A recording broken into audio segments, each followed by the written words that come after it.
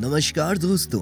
आज हम आपको बताएंगे कि किस तरह शूर्पणखा, रावण और मरीच ने रची थी सीता हरण की साजिश। जैसा कि जब लक्ष्मण रावण के बहन शूर्पणखा का नाक कान काट देते हैं, तब शूर्पणखा अपने बड़े भाई लंकापति रावण के पास जा पहुंचती है और अपने अपमान की दुहाई देने लगती है। तब रावण, जो कि उस समय त्रिलोक विजेता था, इसलिए उसे अपनी शक्तियों पर बहुत अहंकार था।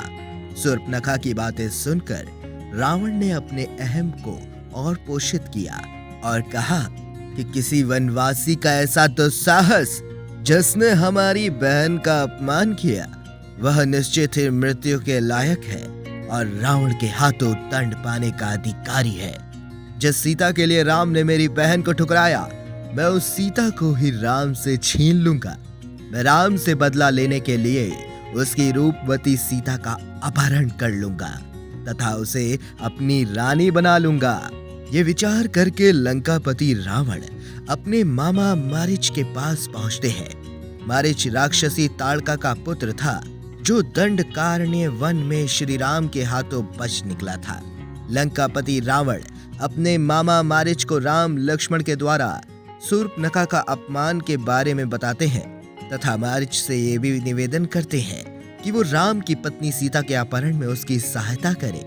मारीच रावण की सहायता के लिए तैयार हो जाता है और पूछता है कि वो रावण की सहायता किस प्रकार कर सकता है। तब लंकापति रावण मारीच को कहते हैं कि तुम एक अद्भुत स्वर्ण मृग का रूप धारण करो, जिसकी चमड़ी सुनहरे रंग की हो। ऐसे अद्भुत हिरण को देखकर सीता अवश्य ही उसकी मांग करेगी और राम लक्ष्मण को उसका शिकार करने के लिए बोलेगी जरूर। जब राम लक्ष्मण उस सुनहरे हिरण के पीछे पीछे जाएंगे, तब मैं सीता का हरण कर लूंगा। रावण की बात मानकर मारीच एक अद्भुत सुनहरे हिरण का रूप धारण करके श्री राम लक्ष्मण की कुटिया की तरफ जाकर विचरण करने लगता है।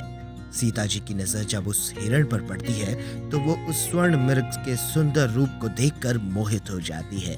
कुटिया में आकर वो श्री राम लक्ष्मण को स्वर्ण मृग के बारे में बताती है और इच्छा जाहिर करती है कि वह मृग उन्हें चाहिए।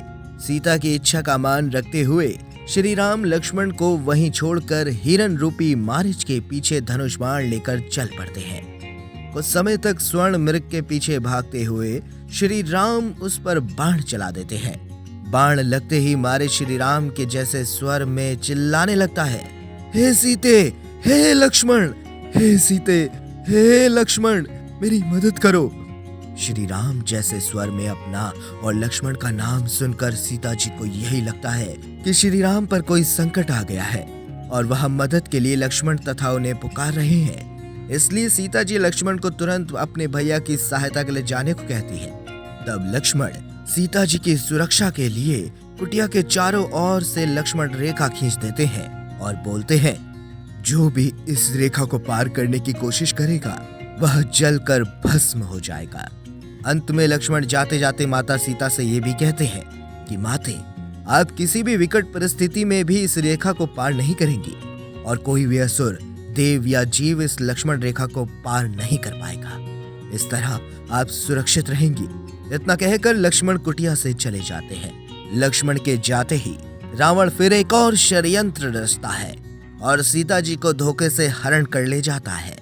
रावण का ये नया षड्यंत्र जानने के लिए मेरे प्यारे मित्रों, कृपया अर्था चैनल को सब्सक्राइब कर लें और इसका अगला भाग देखना ना भूलें। जय सिया राम।